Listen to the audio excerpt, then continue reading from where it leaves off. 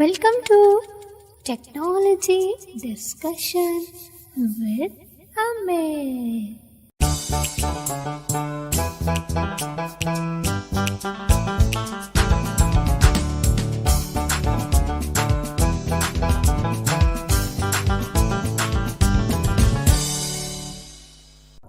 यदि हमारी वीडियो आपको पसंद आए तो इसे लाइक और शेयर करें।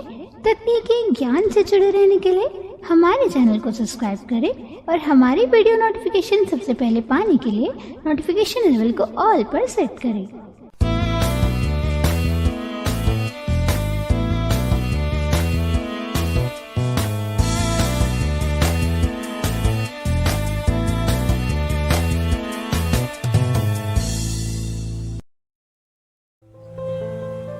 नमस्कार फ्रेंड्स, मैं अमित।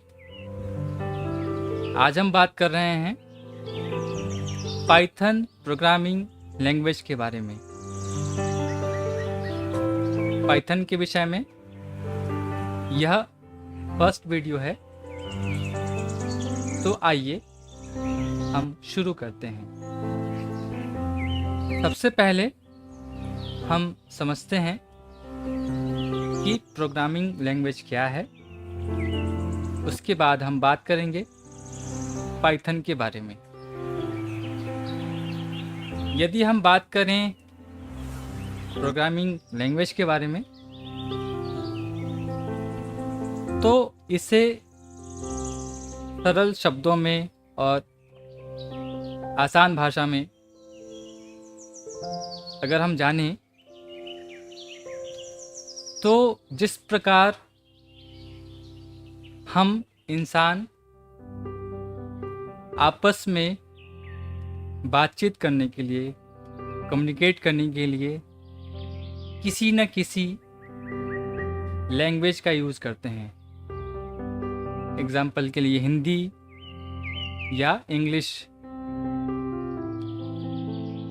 उसी प्रकार जब हम बात करें प्रोग्रामिंग लैंग्वेज की, तो कंप्यूटर से कम्युनिकेट करने के लिए भी हमें किसी न किसी लैंग्वेज की आवश्यकता होती है। हमें यहाँ पे ये समझना होगा कि कंप्यूटर कभी भी हिंदी, इंग्लिश, संस्कृत ऐसी किसी भी लैंग्वेज को डायरेक्टली नहीं समझता है। यानी कंप्यूटर से कम्युनिकेट करने के लिए हम डायरेक्टली हिंदी, इंग्लिश जैसे लैंग्वेज का यूज़ नहीं कर सकते हैं। तो कंप्यूटर समझता क्या है? कंप्यूटर जिस लैंग्वेज को समझता है उसे हम कहते हैं बाइनरी लैंग्वेज, जो 0 और 1 का कॉम्बिनेशन होता है।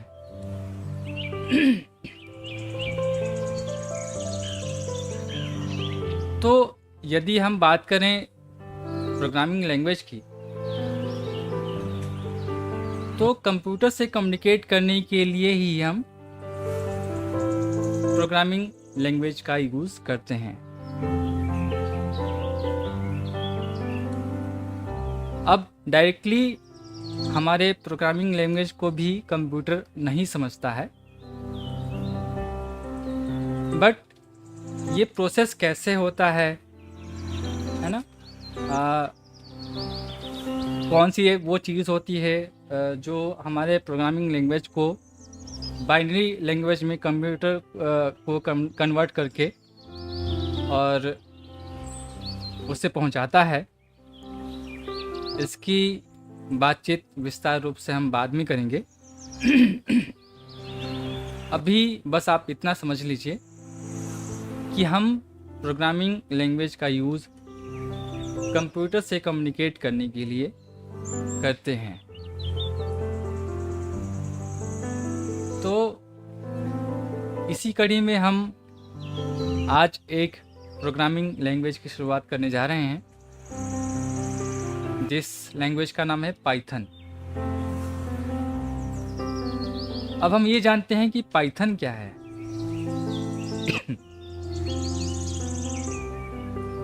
पाइथन एक प्रोग्रामिंग लैंग्वेज है, जैसा कि मैं पहले ही बता चुका हूँ। पाइथन बेसिकली किन कामों के लिए यूज़ होता है, अगर हम इसकी बात करें तो पाइथन का यूज़ वेब डेवलपमेंट में, आर्टिफिशियल इंटेलिजेंस में, गेम्स बनाने में, ऐसे स्थानों पे पाइथन का इस्तेमाल किया जाता है।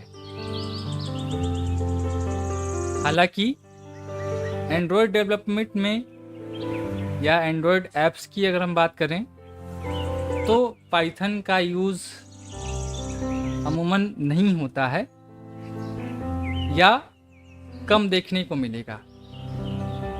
उसके लिए कुछ अदर लैंग्वेजेस हैं जिसका जिक्र हम यहाँ नहीं कर रहे हैं, क्योंकि हम बेसिकली यहाँ पर पाइथन के ऊपर फोकस कर रहे हैं। ओके,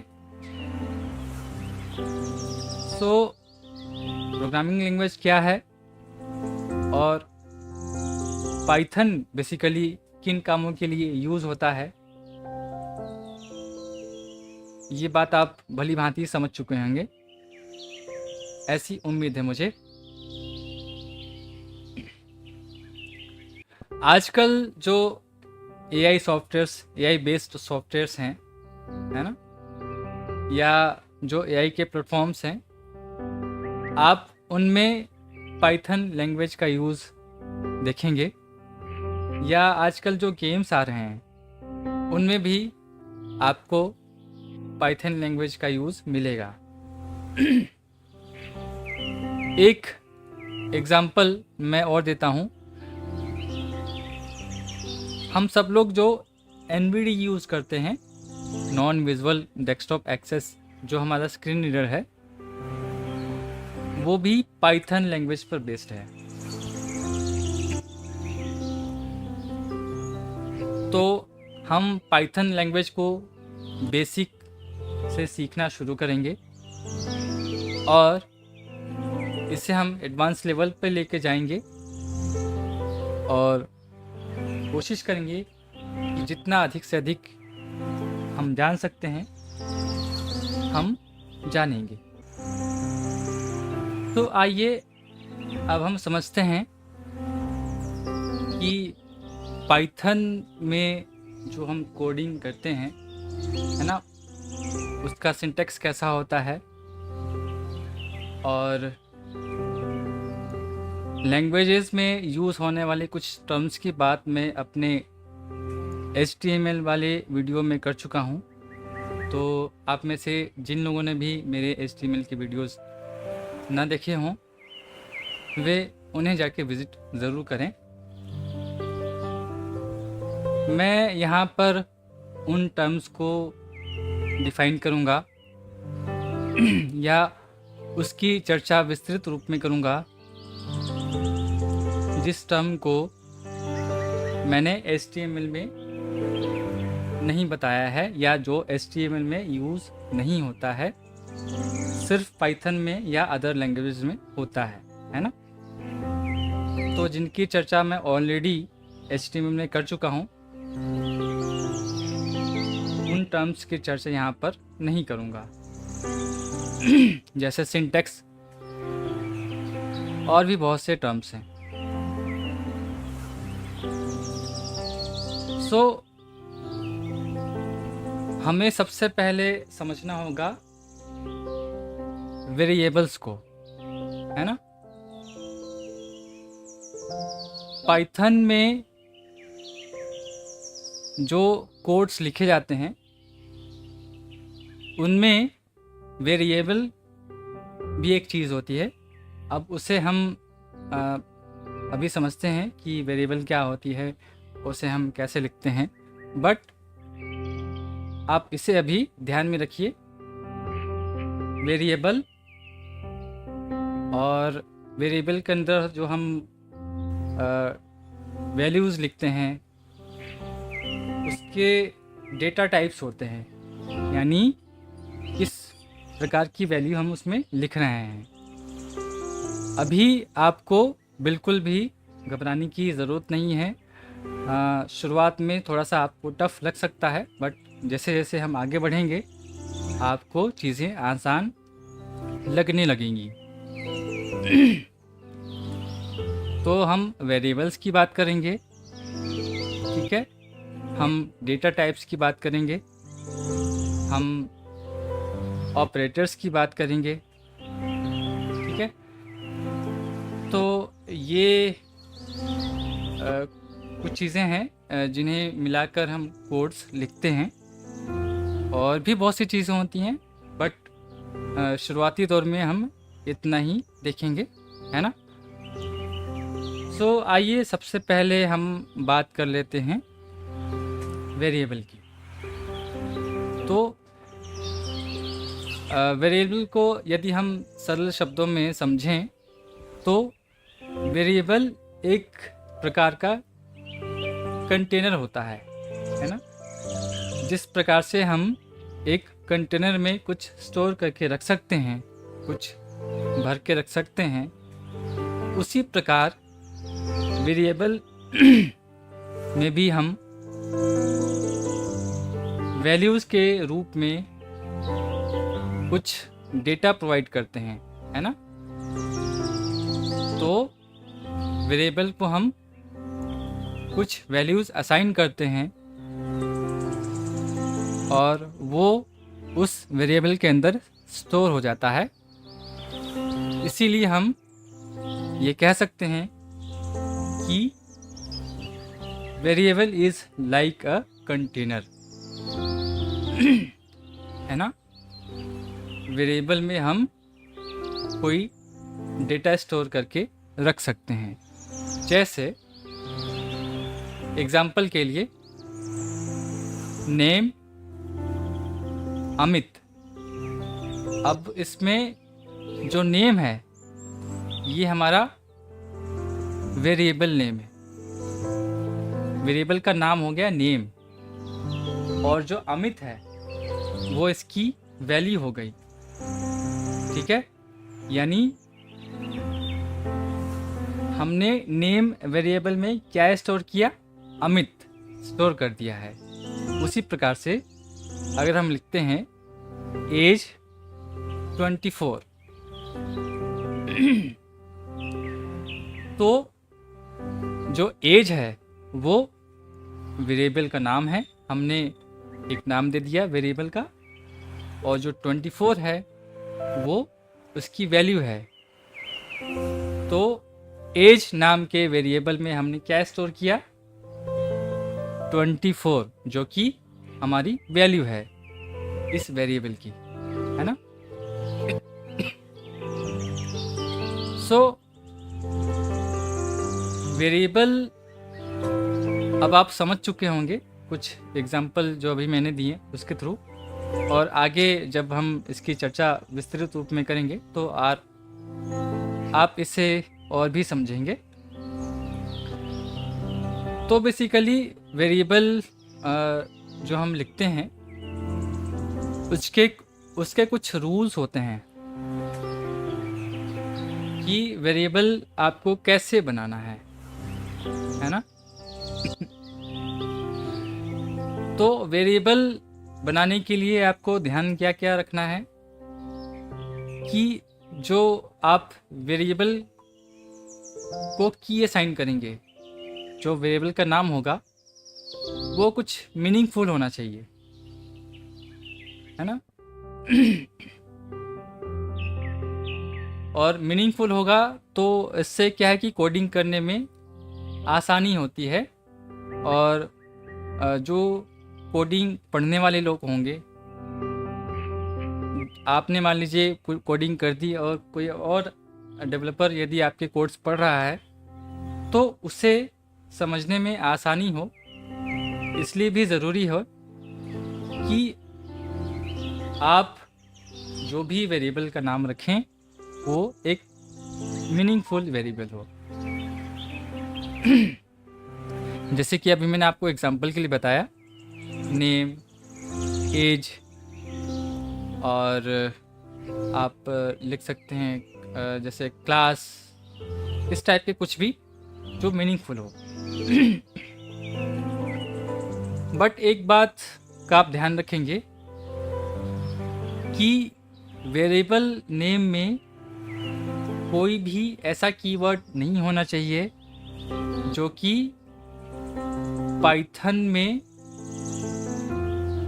पाइथन के टर्म्स में यूज़ होता हो, है ना, या पाइथन के फंक्शन नेम, या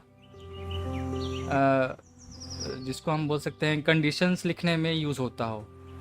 एग्जाम्पल के लिए आप वेरिएबल का नाम इफ़, फॉर और इस टाइप के बहुत से ऐसे जैसे पाइथन नाम का वेरिएबल नेम बना सकते हैं आप, है ना, क्योंकि ये कुछ ऐसे कीवर्ड्स होते हैं जो कि पाइथन में यूज़ होते हैं, है ना, पाइथन के फंक्शनलिटी के लिए यूज़ होते हैं, तो उसे आप वेरिएबल के नाम में यूज़ नहीं कर सकते हैं। अगर आप उसे यूज़ करते हैं तो आपको एरर मिल सकता है। तो इस बात का विशेष ध्यान रखेंगे। इसके अतिरिक्त आपको ध्यान ये रखना है कि जो वेरिएबल में, मान लीजिए मैं लिखता हूँ माई नेम,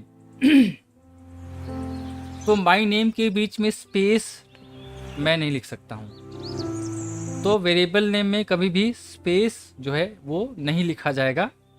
स्पेस जो है वो आपको एरर के रूप में वो मिलेगा। अगर कहीं भी आप वेरिएबल नेम में स्पेस डालते हैं तो आपको उसमें एरर मिलेगा। इस बात का हमेशा ध्यान रखेंगे कि स्पेस नहीं लिखेंगे। तो करना क्या है कि यदि आपको लिखना है माई नेम, तो यहाँ पर एक सही मेथड होता है अंडरस्कोर का यूज़ करने के लिए, है ना। तो अंडरस्कोर का यदि आप यूज़ करते हैं तो वो स्पेस के रूप में जो है वहाँ पे माना जाएगा। तो माई अंडरस्कोर नेम, उसके बाद जो उसकी वैल्यू होगी वो आप दे देंगे। अच्छा, इसके अलावा एक बात और ध्यान रखेंगे कि पाइथन में जो वेरिएबल्स होते हैं वो केस सेंसिटिव होते हैं, है ना। यानी अगर मैं एक वेरिएबल लिख रहा हूँ नेम और दूसरा वेरिएबल भी लिख रहा हूँ नेम, है ना, लेकिन एक नेम में n कैपिटल है और एक नेम में n स्मॉल है, तो दोनों अलग अलग वेरिएबल के रूप में काउंट किए जाएंगे और इन दोनों को अलग अलग वेरिएबल माना जाएगा, क्योंकि ये केस सेंसिटिव है। ठीक है। इसके अतिरिक्त ये कि आप कभी भी वेरिएबल नेम में नंबर से शुरुआत नहीं कर सकते हैं। Means 1 A1 is equal to जो भी वैल्यू रखना हो, है ना। तो कोई भी वेरिएबल नंबर से शुरू ना हो, इस बात का खास ख्याल रखेंगे। A1 तो हो सकता है, यानी वेरिएबल का नाम हम A1 तो रख सकते हैं, लेकिन 1A नहीं रख सकते हैं, क्योंकि A1 में क्या हो रहा है, नंबर बाद में आ रहा है, और 1A में क्या हो रहा है, नंबर पहले आ रहा है, यानी नंबर से शुरुआत हो रही है। तो जो 1A है वो एरर में काउंट होगा, और जो A1 है वो हमारा सही वेरिएबल माना जाएगा। इसके अलावा हम स्टार्टिंग में कोई भी स्पेशल कैरेक्टर जो हमारे सिंबल्स होते हैं उसे यूज़ नहीं कर सकते हैं, है ना।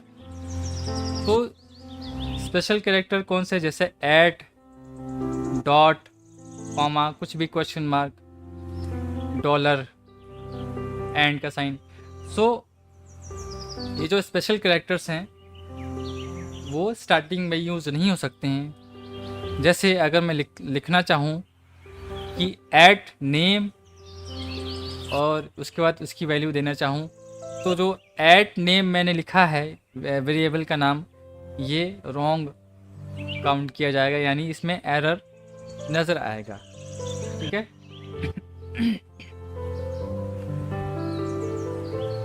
उसी प्रकार अच्छा, यहाँ पर एक बात और कि आप यहाँ पर सिर्फ स्टार्टिंग में अंडरस्कोर का यूज़ कर सकते हैं, है ना।